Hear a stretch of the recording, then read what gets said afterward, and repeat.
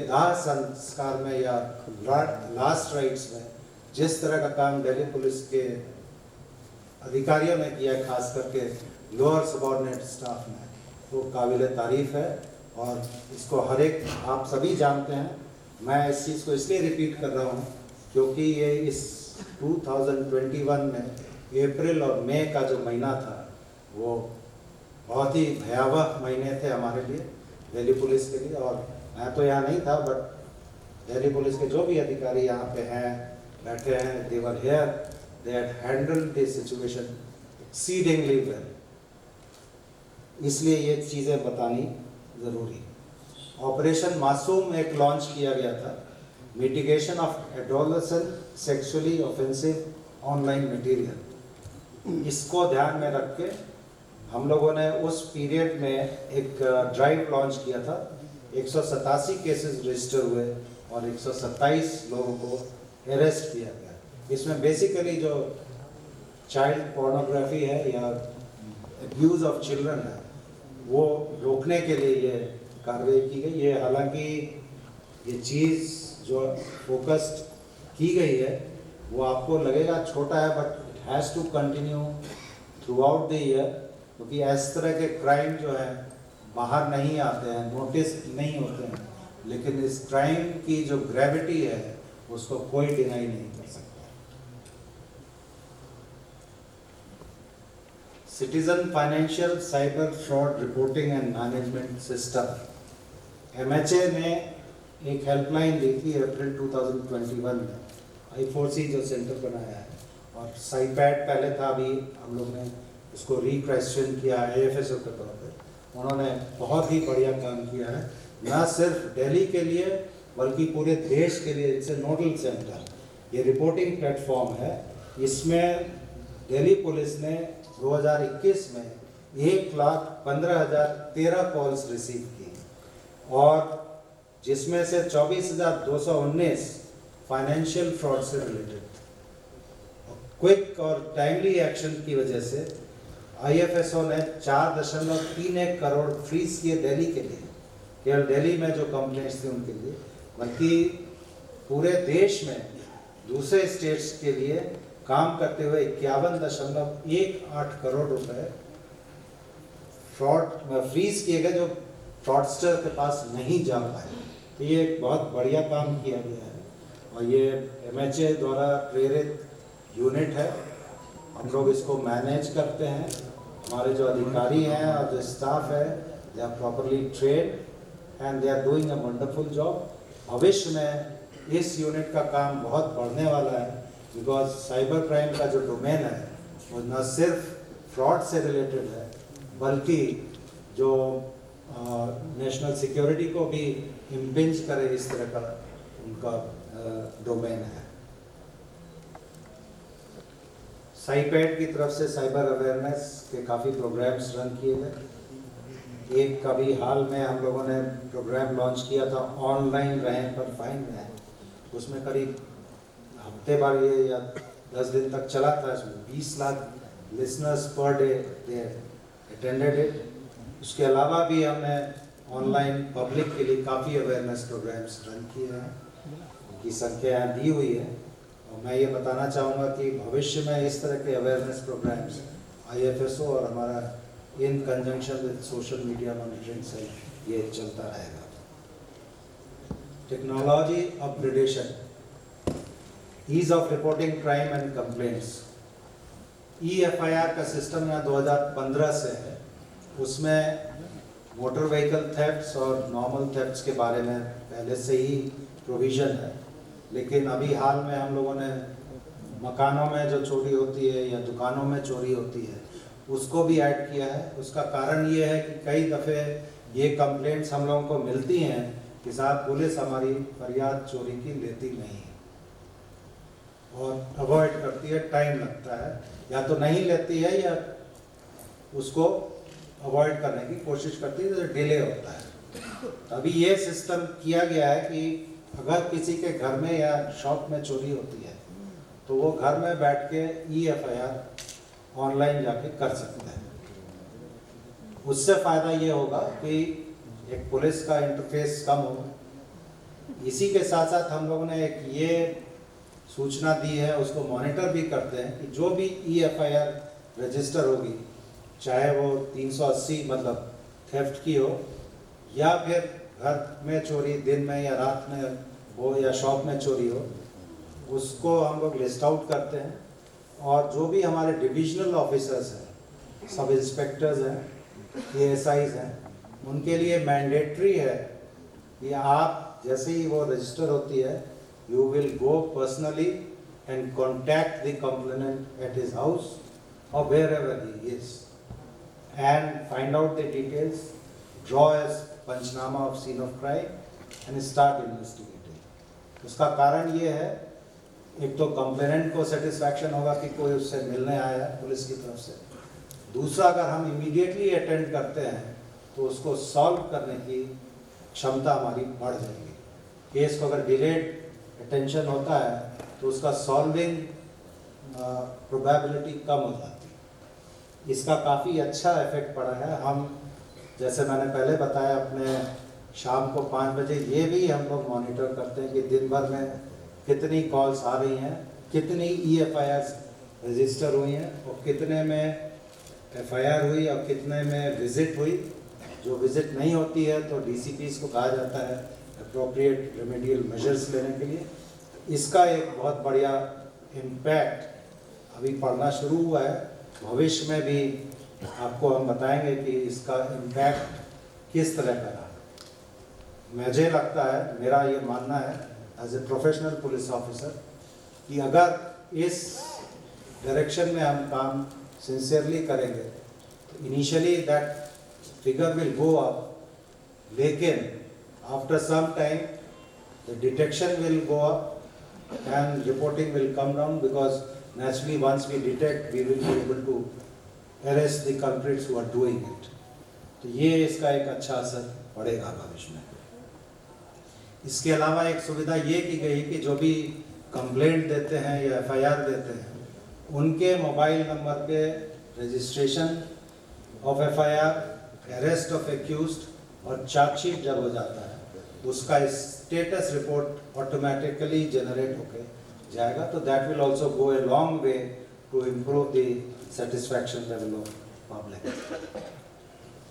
EFIR का ये figures मैं आपको दिखा रहा हूँ। 2021 में इट वाज 73%, 2020 में 75 था, 2019 में 80 था।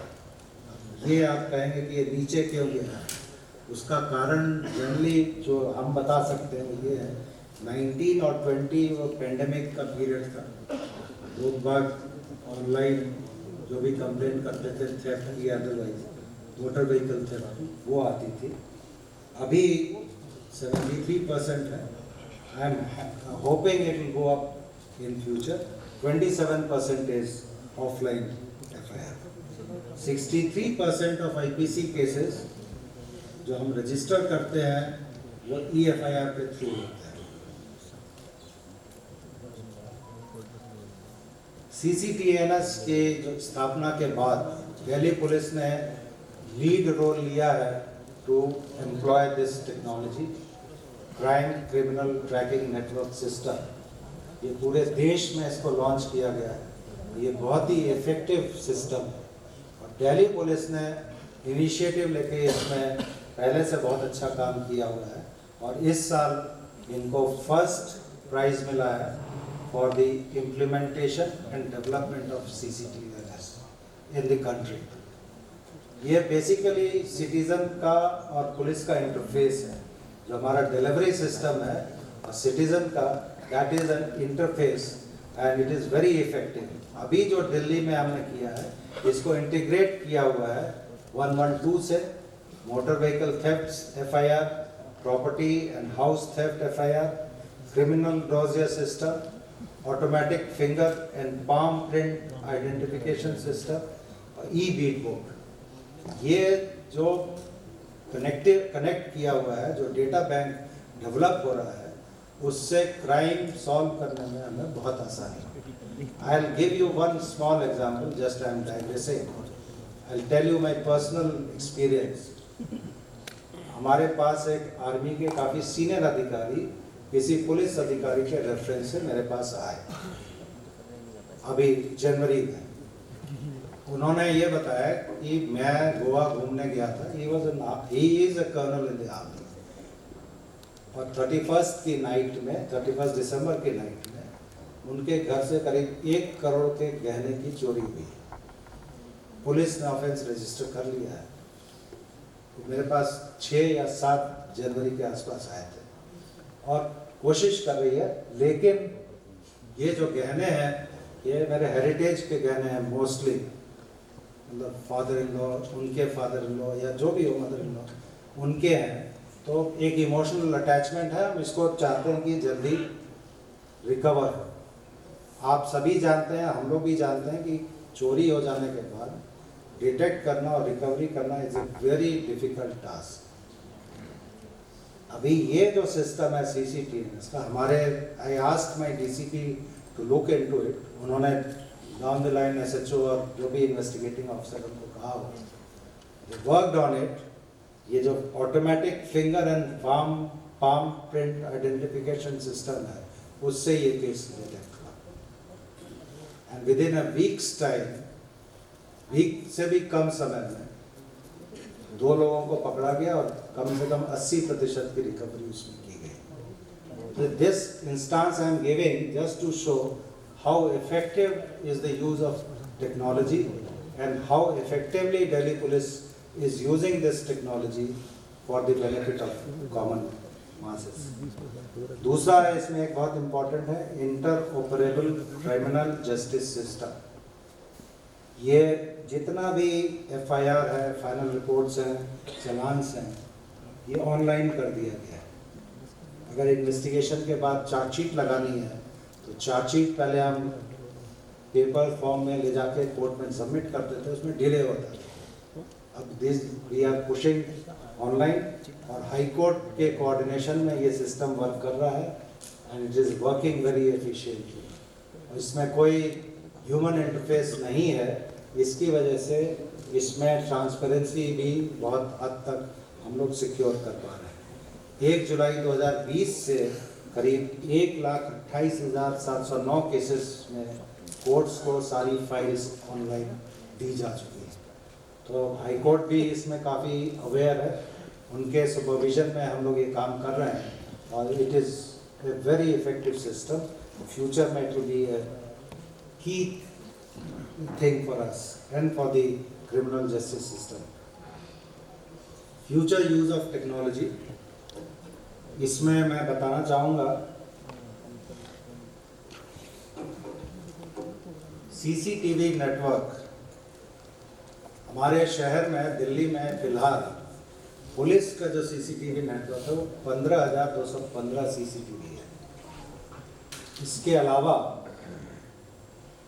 Market welfare association, resident welfare association और दिल्ली गवर्नमेंट की तरफ से बड़ी संख्या में सीसीटीवी लगाए गए। इन सीसीटीवी फुटेजेस का उपयोग हम लोग इन्वेस्टिगेशन में करते हैं। More than 90% cases are solved through the scanning of CCTV footages and the mobile forensic technology.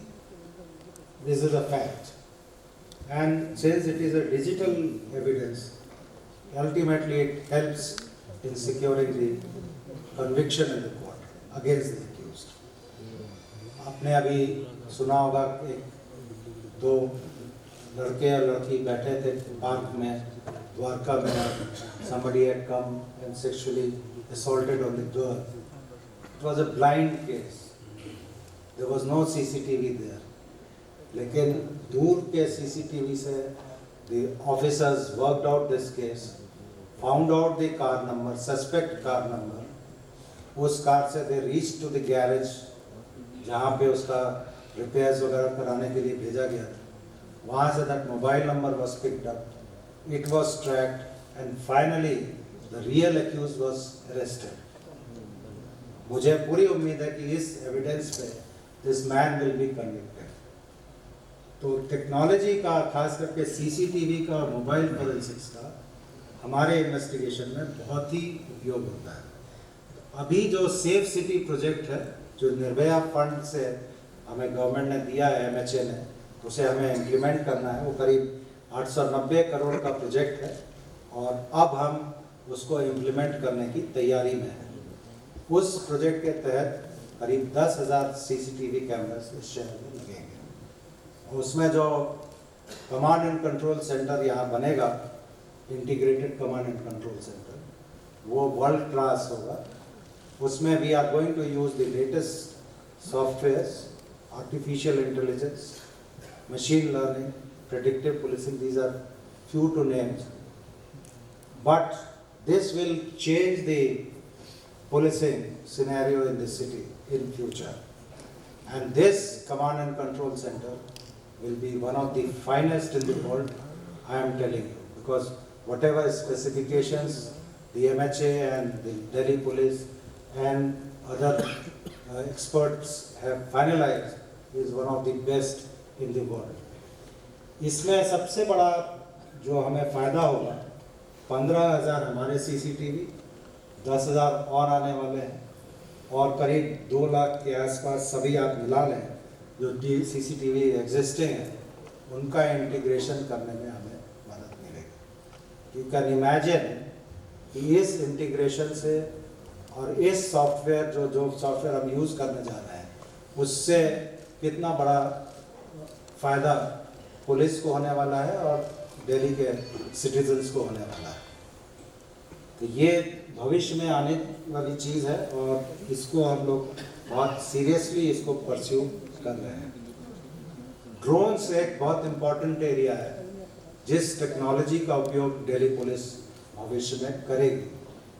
Drone technology law and order handle करने के लिए, सिचुएशनल अवेयरनेस के लिए, ट्रैफिक मैनेजमेंट के लिए और वल्नरेबल इंस्टॉलेशंस को सिक्योर करने के लिए उपयोग करेंगे। इसका सर्वेलांस के लिए हो, ट्रैफिक मैनेजमेंट के लिए हो, फोटोग्राफी के लिए हो, drones are going to be the order of the day in future. Keeping that thing in mind, Delhi police is equipping itself with the drone technology, and in coming 2 to 3 years time, we will be having a separate unit especially for the drones, not only for using the drones, its maintenance and its handling also. इसके साथ साथ एक दूसरा area भी है जिसमें रोग drone को कंट्रोल करने के लिए, काउंटर करने के लिए प्रॉपर इक्विपमेंट टेक्नोलॉजी होनी चाहिए।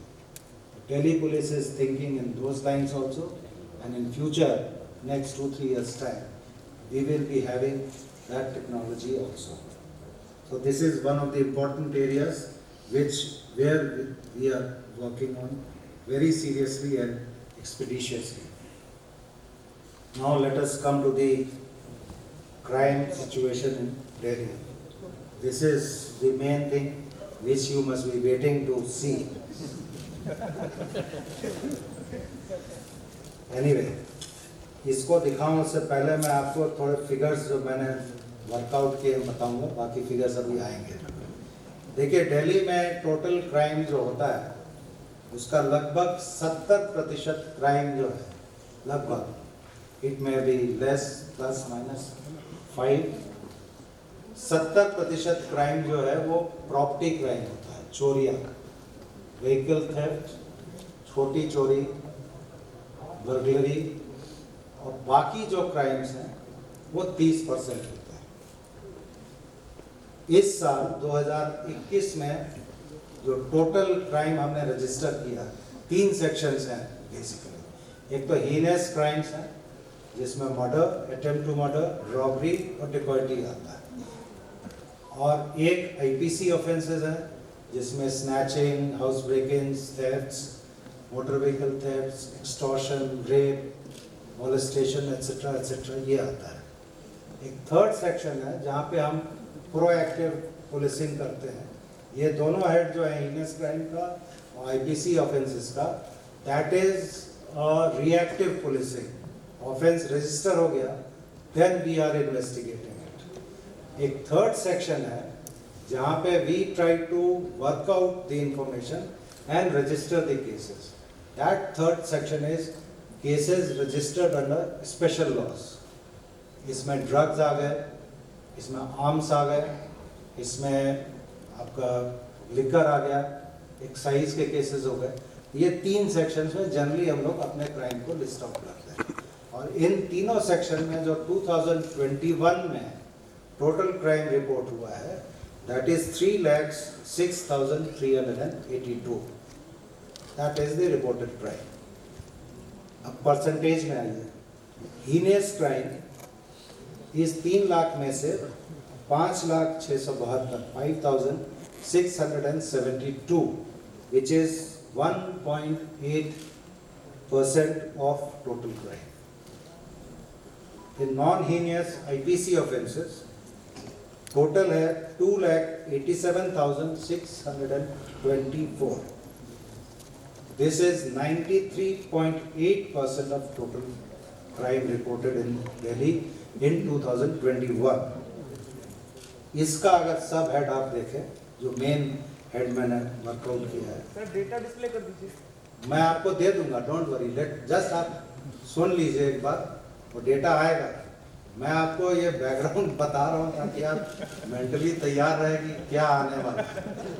ठीक है, मैं आपको प्लेन फिगर्स दे रहा हूँ and then analysis is up to you. तो जो नॉन हीनस क्राइम्स है 2,87,624 है, जो टोटल क्राइम का 93.8% है. ठीक है, इसमें स्नैचिंग, बैग स्नैच हो गया, और ईयरिंग या चेन स्नैच हो गया, या मोबाइल स्नैच हो गया, मेनली ये है. Snatching is 9,383. ठीक है, this comes to 3.01% of total crime reported in the city in 2021. Burglary, घर में चोरी या दुकान में चोरी या एस्टैब्लिशमेंट में चोरी, 2630. It is 0.8% of total crime. Motor vehicle theft, 37910, that is 37,910, 37,910. It is 12.37% of the total crime. Other thefts, छोटी मोटी जो चोरियां होती हैं, 1,52,688. That is 49.8% of total crime. Total जो property offences हैं, out of 3,06,000 is 2,04,960. That comes to somewhere around 67-68%. So this is the scenario of Delhi. अब दिल्ली का मैंने जो पहले फिगर बताया था, आपको दिखाया था first slide, we are catering to the population of nearly 2 crores. 2 crores population के सामने क्राइम का स्टैटिस्टिक्स ये है जो मैंने अभी आपको बताया. And now we will go into the figures specifically so that you can understand it in a more appropriate manner. Highlights जो है, there is a decline in murders by 3%, increase in arrest by 17%, detection rate of heinous crime by 6% increase, preventive arrest लिखा हुआ है but I will read it as preventive action, increase by 94%. Recovery, अगर आपके यहाँ चोरी हो जाती है तो naturally you will expect कि इसकी recovery होनी चाहिए. Cash की recovery as compared to the previous years, it is more than 105%. Jewelry 54%. Laptop or computers 99%. Mobiles 102%. So this is in nutshell. This is the crime reported in comparison to 2019 and 20. 19 इसलिए लिया गया है क्योंकि वो उस समय pandemic का जोर नहीं था. तो that will be the real picture for comparing the figures of 2021.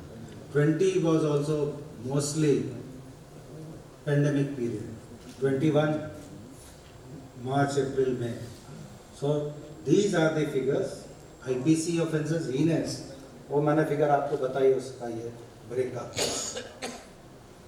ठीक है, आपने नोट कर लिया?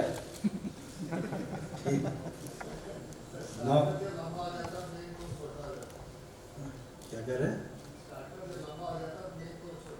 नहीं, आपको अभी ये भी लंबाई है. Don't worry.